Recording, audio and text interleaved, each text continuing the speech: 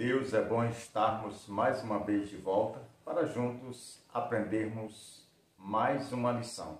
Desta feita, nós queremos trazer a 11ª lição do nosso segundo trimestre de 2022 e a lição de hoje, ela tem como tema provações, prática da palavra, fé e obras.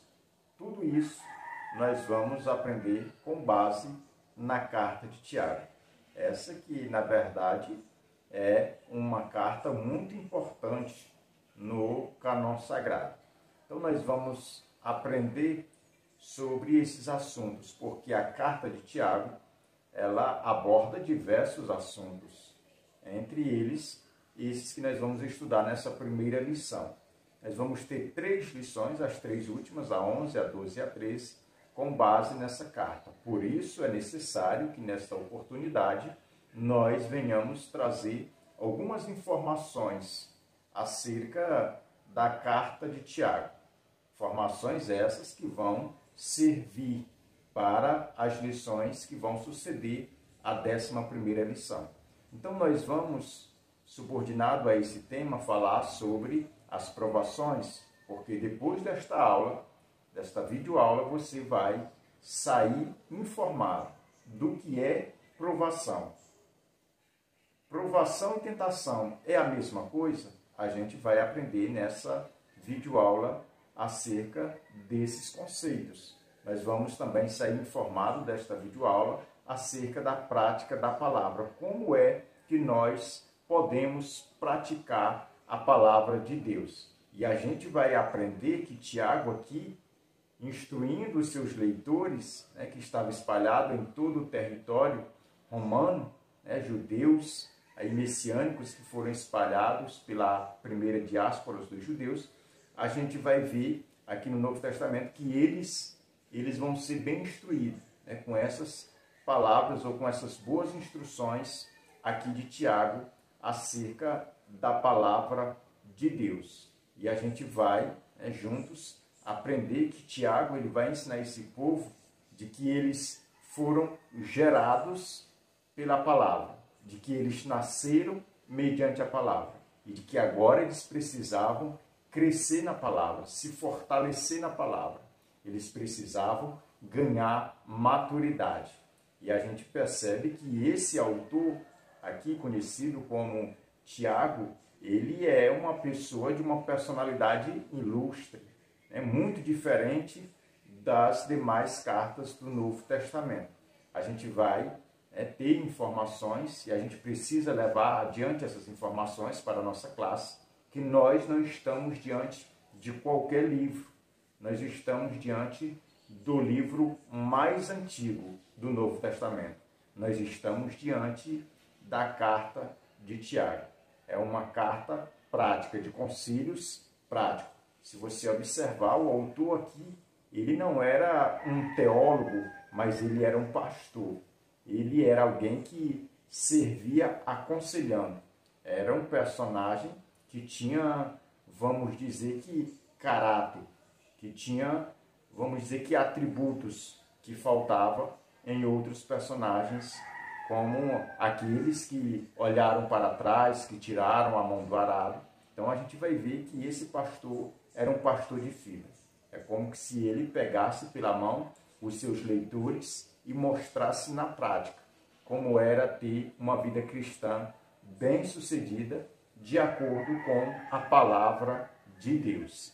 É isso que a gente vai aprender. Então as informações que nós precisamos trazer, tanto sobre o autor como sobre o conteúdo e sobre a carta em si, aqui, é que essa carta ela foi a primeira a ser escrita do Novo Testamento e a gente vai ver que os conselhos que ela trazem, ela gera efeito. Ela gera efeito tanto quando ela foi escrita, como até os dias de hoje. É como se essa carta ela fosse um manual para abrir qualquer igreja local. O conteúdo que você encontra dentro dessa carta é suficiente para sustentar qualquer sinagoga, qualquer igreja local, porque a gente percebe que o autor aqui, ele fala de algo relevante. Ele fala de muitos assuntos, ele usa muitas figuras de linguagem, e todas essas com o mesmo objetivo de edificar, de fazer com que as pessoas fiquem e permaneçam mais crentes, mais fiéis na caminhada. Então a gente vai ver que essa carta ela foi escrita no primeiro século da igreja. A gente vai ver que o objetivo principal dela era ajudar todas aquelas pessoas que tinham se convertido a Jesus no primeiro século, que estavam espalhadas em todo o território romano, que tinham suas propriedades confiscadas pelo Estado, só pelo simples fato de serem cristãs. E a gente vai perceber que essas pessoas elas estavam abandonadas pela sociedade. Mas a igreja de Jerusalém, aqui pastoreada por Tiago, agora ele vai dispensar esses escritos a essas pessoas, para que elas tivessem, vamos dizer, que motivações para andar de cabeça erguida. Que por mais que elas fossem desassistidas aqui, mas no céu, elas tinham um representante. Por mais que elas viessem a cambalear aqui na terra, mas no céu, tinha guardado uma esperança. É isso que a gente vai ver. E Tiago aqui, ele vai confrontar a igreja contemporânea da sua época. A gente percebe que essa carta de Tiago, ela tem um valor inestimável para as Escrituras Sagradas, para a formação de qualquer cristão, da vida cristã de qualquer pessoa, porque é uma carta que traz conselhos. E a gente vai ver que esse autor aqui de Tiago, ele tinha as suas bases tanto no Sermão do Monte, como também no livro de Provérbios. É tanto que essa carta é conhecida por alguns teólogos como o livro de Provérbios do Novo Testamento. Porque o autor aqui de Tiago, ele vai explorar o livro de Provérbios, do capítulo 1 até o capítulo 9, ele vai trazer muitos conselhos. É uma carta também universal, e a gente sabe que essa carta, como sendo universal, ela vai explorar muito a questão das ordenanças. A gente vai encontrar pelo menos aí 54 ordenanças aí do seu escritor, do seu autor, que era o pastor Tiago, pastor da igreja mãe de Jerusalém. Então a gente percebe que essa carta, além de ser ou de trazer esse levo, esse crescimento, esse fortalecimento para a igreja do primeiro século, ela ainda se torna como um fator predominante na vida daqueles que querem demonstrar, vamos dizer que uma vida piedosa, daqueles que querem viver uma vida piedosa. Porque se você for falar sobre religião, você vai encontrar aqui em Tiago. Se você quer aprender sobre a sabedoria correta, você vai ver aqui em Tiago. Se você quer aprender sobre provação, você vai encontrar aqui em Tiago. Se você quer aprender acerca de guardar a palavra de Deus, de praticar, de vivenciar, aqui em Tiago também tem conselhos para você que quer viver a palavra. E a gente vai ver que o autor aqui de Hebreus, o autor aqui de Tiago, a gente fala tanto sobre Hebreus que às vezes acaba confundindo, mas Hebreus a gente concluiu a semana passada. Então, aqui em Tiago, a gente vai ver, do capítulo 2, do verso 14 até o último versículo, até o capítulo 3, a gente vai ver que alguns teólogos eles vão interpretar esse texto de uma forma incoerente com o contexto, porque eles vão julgar, não só teólogos, como algumas pessoas também são, vamos dizer que negligentes na interpretação desse texto, vão dizer que Tiago está contradizendo Paulo. E vai dizer que a doutrina de Tiago, ela vai de encontro à doutrina paulina. E, na verdade, quando a gente para examinar tanto o livro de Gálatas como de Romanos, que foi escrito muito depois dessa carta, a gente vai ver que eles não se contradizem, mas pelo contrário, eles se completam. Quando a gente observa a questão de Paulo falar sobre a fé, dizer que a salvação ela não é por mérito, ela não vem de obras para que ninguém se glorie, mas ela vem pela fé. E Tiago ele vai dizer que é impossível uma pessoa dizer que tem fé e não apresentar obras? Porque se essa pessoa diz que tem fé e não apresenta obra, Tiago diz que a fé dessa pessoa é morta, é inexistente, é algo que não tem como evidenciar. Mas se você observar, a boa interpretação bíblica, ela não se contradiz, ela se completa.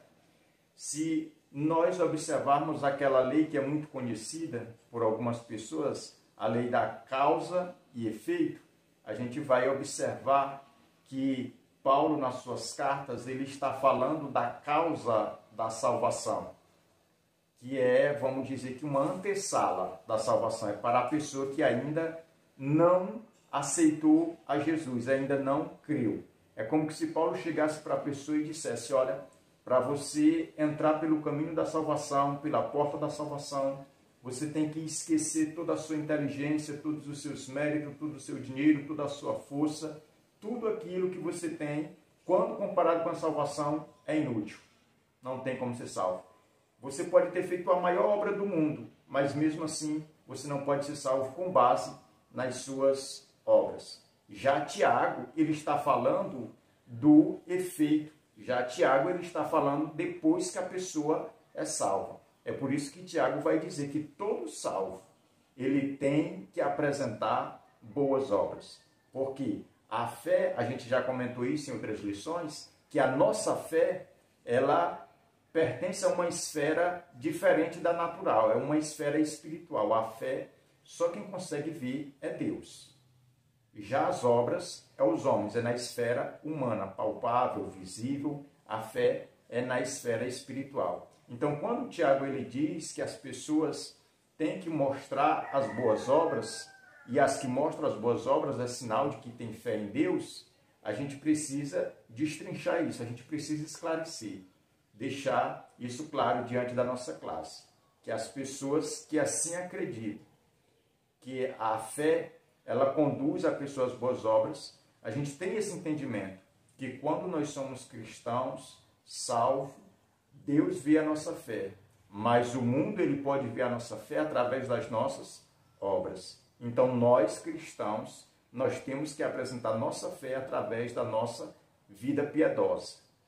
Então, quando Tiago aqui ele vai colocar ou expor acerca da religião falsa, da religião verdadeira, da fé sem fruto, que é a fé morta, e da fé que é autêntica, a gente percebe que ele estava mostrando o efeito dos salvos, que os salvos eles tinham que ter uma religião pura, eles tinham que demonstrar uma fé pura, sadia.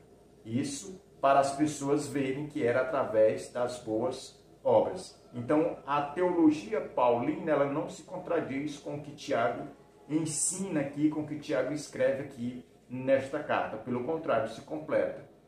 Paulo está falando da causa da salvação. Tiago ele já está falando do efeito causado pela salvação na vida de uma pessoa. É isso que a gente precisa esclarecer e já deixar isso de uma certa forma fora da cena da nossa aula, porque eu sei que com certeza alunos tinham essa dúvida, ou outros poderia até surgir na lição trazendo acerca dessa dúvida. Se Tiago estava contradizendo Paulo ou Paulo contradizendo Tiago, mas na verdade não há nenhuma contradição. A Bíblia ela não se contradiz, pelo contrário, ela se completa. É isso que a gente precisa deixar bem claro. Então essa carta de Tiago ela é relevante para os nossos dias. Para os nossos dias, ela tem ainda esse valor transformador de vidas. Então, hoje a gente precisa ter o entendimento que quando a gente inicia a leitura de um livro da Bíblia, como nós estamos iniciando nessa oportunidade, o de Tiago, de uma forma expositiva, a gente precisa ter certeza do que a gente quer. Se a gente quer, a partir desse momento, estudar esse livro, a gente tem que abrir o nosso coração para a reflexão, para meditar, para refletir sobre as verdades que esse texto traz para o nosso entendimento. E a gente só consegue entender, ter uma boa compreensão, se tivermos aí a ajuda do intérprete da Bíblia, que é o Espírito Santo de Deus. Sem o Espírito Santo de Deus, nós não temos como formar uma opinião puramente cristã. É o Espírito Santo que revela essas verdades ao nosso coração para que nós venhamos aí colocar em prática. Então, eu quero já, nessa oportunidade, antes de entrar aqui nos objetivos, ainda trazer a informação acerca da carta de Tiago, que a carta de Tiago, ela é uma carta que ela não pode ser de nenhuma forma, vamos dizer que negligenciada, porque hoje nós sabemos que muitas pessoas elas não têm esse afinco com a carta de Tiago, porque a carta de Tiago, o assunto dela é de um pastor de fibra, de um pastor duro, que é como se ele pegasse pela gola da nossa camisa e nos mostrasse a verdade na prática. Ele vai nos confrontar, ele vai pegar a nossa vida como se ele quisesse se meter realmente na nossa vida, ele chamasse a nossa vida, colocasse vamos dizer que num telão e ali ele começasse a confrontar a nossa vida. E é isso que a igreja contemporânea precisa, é ser confrontada com a sua forma de viver. É por isso que a gente vê nos nossos dias a igreja sendo atacada e às vezes até, vamos dizer que com razão, porque os escândalos que estão surgindo é de dentro das igrejas locais, e isso devido à ausência da palavra de Deus, isso a ausência da carta de Tiago colocada em prática. Então nós precisamos ter esse entendimento, que essa carta ela ainda tem esse valor, ela ainda tem esse poder transformador na vida daquelas pessoas que ainda abrem espaço para aprender da palavra de Deus. Então quero dizer que essa carta ela veio em um tempo oportuno, ela veio e se faz necessário ser de uma certa forma exposta diante de toda a igreja, porque nós precisamos aprender e a cada dia aprender, para que assim a gente não venha pecar contra o nosso Deus. Amados irmãos, nós vamos agora ver os nossos objetivos e na sequência a gente estará dando continuidade com o textual e com a verdade prática. Então essas foram as nossas informações acerca da carta de Tiago. O primeiro objetivo é orientar acerca das provas e tentações.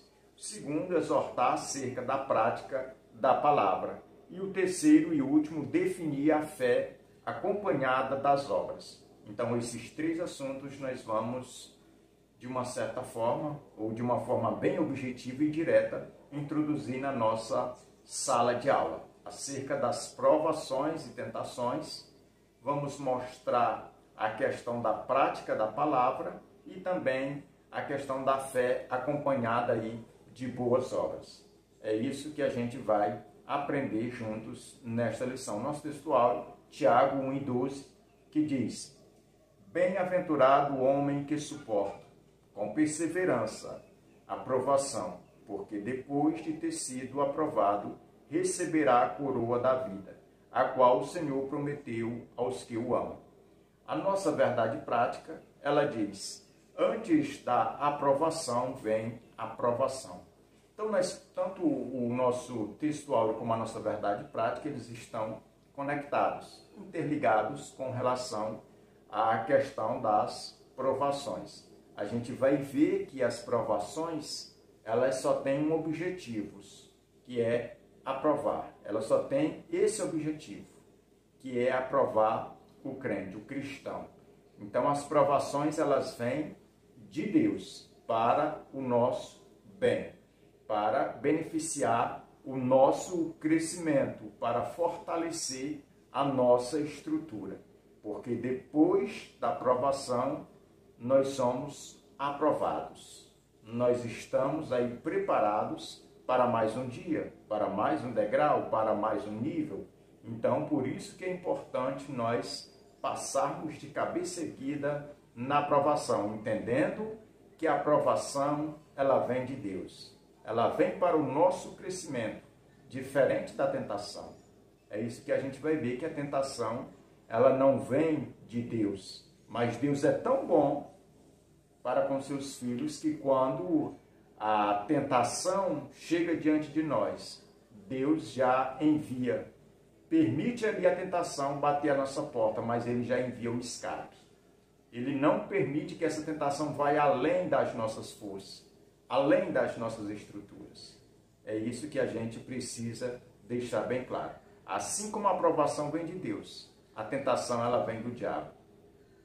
E ela tem essa legalidade com base nas concupiscências que tem na natureza humana, que é a soberba da vida, que é a concupiscência da carne e a concupiscência dos olhos. Então, toda tentação, ela vai entrar nessas três áreas da natureza humana.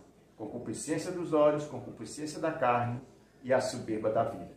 Se nós olharmos para a primeira tentação registrada na Bíblia, lá em Gênesis, com Eva, a gente vai ver que ela foi tentada nessas três áreas e ela caiu. A gente vai ver que a tentação de Jesus também ela foi aplicada nessas três áreas e Jesus venceu. E quando a gente olha para Jesus vencendo aquela tentação, a gente tira uma conclusão de que Jesus venceu com base na palavra, usando a palavra. E é por isso que nós trazemos para os irmãos aquilo que nós temos compreendido com essa carta. Que Tiago ele vai falar muito da palavra. Ele vai falar que os cristãos são gerados pela palavra, nasceram na palavra, precisam crescer na palavra, precisam desenvolver na palavra, se tornar maduros na palavra. E a palavra também ela é esse escape na hora da tentação.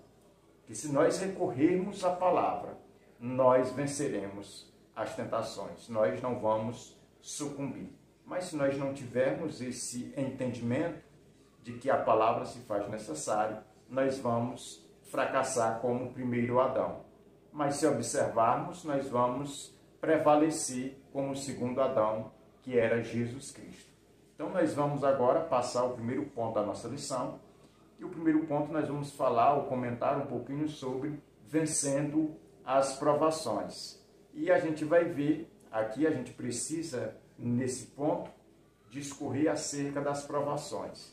A gente já tem falado, mas a gente precisa dar uma pincelada.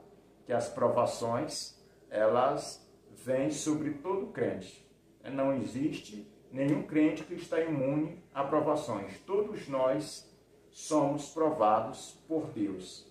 Porque através da provação, quando a gente é aprovado, significa dizer que a gente passou pela aprovação.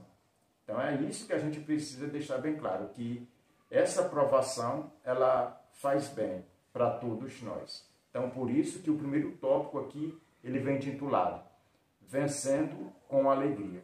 A pessoa que passa por uma aprovação, e essa pessoa não confia nos seus méritos, no seu predicado moral, ou até mesmo na sua vida financeira, mas coloca a sua esperança no Senhor, o Espírito Santo, ele que mora em nós, nós somos templos dele, o Espírito Santo, ele nos gera dentro do nosso coração essa alegria. E nós estamos na prova, mas estamos alegres. Nós estamos na prova, mas estamos conscientes de que o nosso Deus não abandonou. Nós estamos na prova, mas nós estamos dizendo que a nossa esperança é o Senhor. Ou seja, é uma alegria perene, é uma alegria que não tem explicação, é uma alegria celestial. É uma alegria que não tem base em nada aqui e agora, mas tem base, o fundamento lá no céu, no nosso próprio Senhor e Salvador, Jesus Cristo. Então, por isso que nós vencemos com alegria. Segundo tópico, vencendo com perseverança. Perceba que o texto áudio aqui, que o comentarista coloca para nós, Tiago, versículo 12, capítulo 1, ele usa a questão da perseverança. E é uma das características cristãs que a gente comentou na lição passada, mas a gente precisa destacar que a perseverança, ela se faz necessária na vida de todo crente, em especial no momento de provação. A gente precisa perseverar.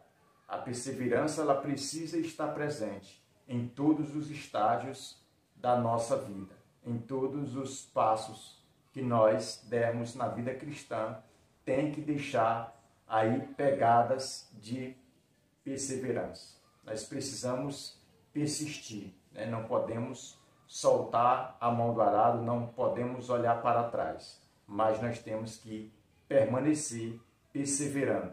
porque assim nós vamos vencer as provações pela graça de Deus. Terceiro, vencendo com sabedoria. Aqui é um assunto onde Tiago ele vai abordar acerca da sabedoria. Assim como ele falou nesse capítulo 1 e no versículo 2 acerca da alegria, já no verso 3 ele fala sobre a perseverança, que ele vai falar sobre a sabedoria no versículo 5. Então esse assunto de sabedoria a gente precisa destacar aqui, porque tem muitos cristãos até hoje que às vezes ainda se engana, acha que sabedoria é a mesma coisa que conhecimento. E não é. Conhecimento é algo que você adquire estudando, ou num banco de escola, num banco de faculdade, ou em qualquer outro lugar. Mas sabedoria não. A sabedoria, ela vem de Deus. A verdadeira sabedoria, ela vem do céu. Ela não vem da terra, ela vem do alto. Então é essa sabedoria que Tiago está instruindo os seus leitores a perseverarem, a buscarem, dizendo a eles, olha, vocês só vão vencer as provações da vida se vocês tiverem essa sabedoria vinda de Deus. E se vocês não têm, peçam a Deus.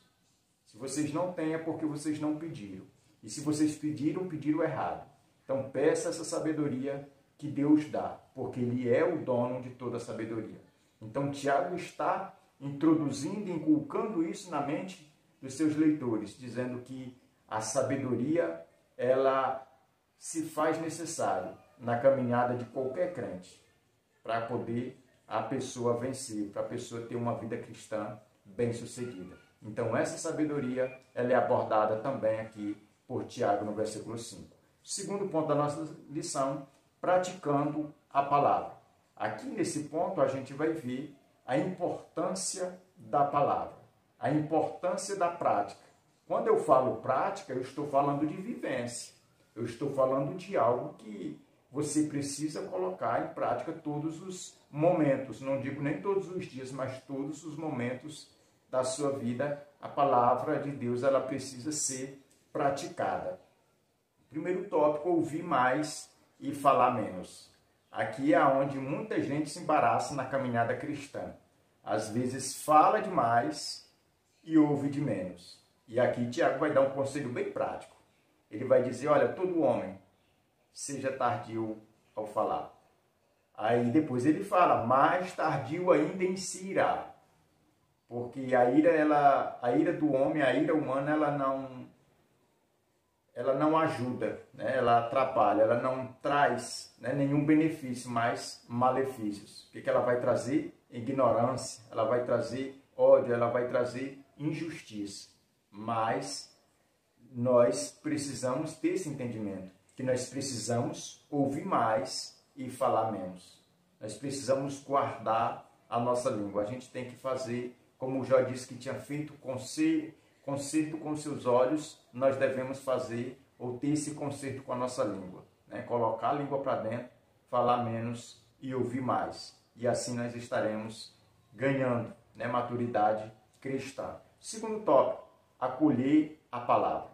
Aqui nesse tópico a gente percebe que o acolhimento da palavra de Deus, ela traz uma certa prosperidade, um crescimento para a nossa vida espiritual.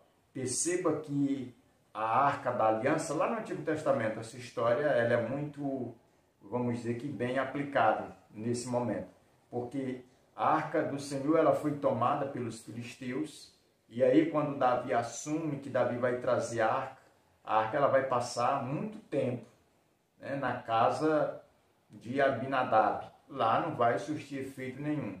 Mas quando ela vai para a casa de Obed-edom, ela vai passar 3 meses. E lá as coisas vão mudar. A mulher dele, que era estéril, passa a ter filho. Vamos dizer que a terra dele, que não produzia nada, só abrolhos e espinho, agora vai ter uma boa produtividade. E as pessoas vão começar a divulgar essas boas notícias, dizendo, olha, a Arca da Aliança está fazendo a casa de Obed-edom prosperar. Tudo que ele tem está crescendo, porque ele soube hospedar ali a presença de Deus, a Arca da Aliança, que é o mesmo simbolismo da palavra de Deus aqui nesse texto. Então, uma pessoa que hospeda bem a palavra de Deus no seu coração, o seu coração ele vai ser um coração parecido com o de Jesus. A gente vai perceber que a nossa vida ela vai ser uma vida próspera nos atributos divinos, nas coisas de Deus. A gente vai ter alegria, a gente vai ter paz, a gente vai ter comunhão, a gente vai ter uma paz que não vai ser baseada nas coisas deste mundo, mas nas coisas do céu. As aflições desta vida, elas não vão fazer com que a gente pare, porque a nossa esperança, ela vai estar fortificada no Senhor. O nosso tesouro vai estar investido no céu, aonde não minam ladrões, aonde a ferrugem não entra, aonde não tem desgaste. Então a gente precisa deixar isso bem claro e saber acolher a palavra de Deus no nosso coração, na nossa vida, na nossa casa, na nossa família, na nossa congregação, aonde quer que a gente for, a gente tem que saber acolher a palavra de Deus e dar primazia à palavra, porque a palavra de Deus, ela tem que ter prioridade na nossa vida. É um lugar primário e não secundário. A palavra de Deus, ela tem que ter essa prioridade no nosso altar. Terceiro, praticante da palavra. Aqui nesse tópico, a gente é exortado, com base no verso 22, a gente é exortado à reflexão de que nós precisamos ser praticantes, não só ouvintes, porque o ouvinte, e aqui Tiago ele vai usar uma ilustração que, na verdade, é muito, vamos dizer que relevante para esse entendimento. Ele vai dizer que um homem insensato, ele vai se olhar no espelho, alguns segundos depois ele vai esquecer de como era seu rosto. Ele vai voltar lá e vai dar a mesma coisa, vai ficar naquela repetição sem nenhum propósito. Então a gente precisa entender que quando nós ouvimos a palavra de Deus e não praticamos, nós vamos estar dizendo que nós somos ignorantes. Então por isso que nós somos exortados a ser sábio nesse sentido, de ouvir a palavra de Deus, deixar a palavra de Deus cumprir o seu propósito em nós, e nós venhamos agora a praticar aquilo que ouvimos. Ainda que nós venhamos um dia ouvir só um versículo, mas que esse versículo ele venha crescer, ele venha fazer a nossa vida prosperar espiritualmente, que nós venhamos colocar em prática.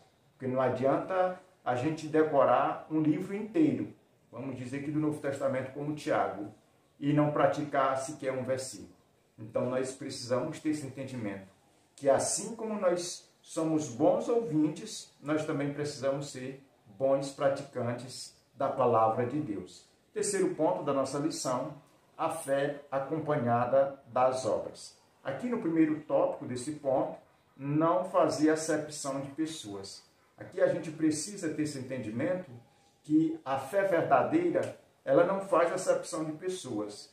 Agora, uma pessoa que tem uma fé defeituosa, uma fé que não é a fé autêntica, ela vai fazer acepção de pessoas. E aqui é onde Tiago ele vai exortar a igreja da sua época a ser motivada com base no Sermão do Monte e em Provérbios, de que essa igreja ela precisava estar ativa com relação a essa falha que ela estava costurando ou deixando, que é a questão de fazer acepção de pessoas. Na igreja que Tiago pastoreava, ele presenciou isso. Ele presenciou que aquelas pessoas que tinham dinheiro, que tinham ouro, eles chegavam e a igreja recepcionava bem, colocava em um lugar de destaque, nas primeiras cadeiras. E os pobres que chegavam ficavam da porta para trás. E Tiago disse, esse negócio não está certo, esse negócio está errado. Isso não é o povo de Deus, não é o povo ordeiro, não é o povo pelo qual o Senhor morreu na cruz do Calvário. Mas o povo que Deus salvou para as boas obras que o Deus elegeu é um povo diferente, é um povo que não faz acepção de pessoas assim como Deus não faz. Da mesma forma que ele abençoa o rico, ele abençoa o pobre. Então, Tiago aqui ele exorta as igrejas locais que tinham acesso a esse documento a se preocuparem com esse quesito, com essa questão de não fazer acepção de pessoas. Porque se fizesse, eles estavam demonstrando que a fé deles era morta. Então nós precisamos ter esse entendimento, que nós não podemos fazer acepção de pessoas, vamos dizer que a questão financeira de ser pobre ou rico, ou nem mesmo pelo gênero. De nenhuma forma nós precisamos fazer, mas nós temos que, independentemente, vamos dizer que da condição da pessoa, nós devemos amá-la, nós devemos respeitá-la e assim fazer como o pastor Tiago aqui está nos levando a refletir sobre esse assunto, que a acepção de pessoas Deus não faz. Deus não fez com relação à salvação, né? Salvou a toda a humanidade, embora ninguém merecesse nada, mas as misericórdias e a graça de Deus, ela foi suficiente para todos. E nós precisamos, como igreja, viver isso na prática. Nós não podemos fazer acepção de pessoas. Segundo tópico, a misericórdia triunfa. Aqui a gente vê que o autor de Tiago, que ele vai levar as pessoas a meditar um pouquinho sobre a misericórdia, a refletir um pouquinho, né, sobre a misericórdia. Ele vai dizer que a misericórdia é triunfante.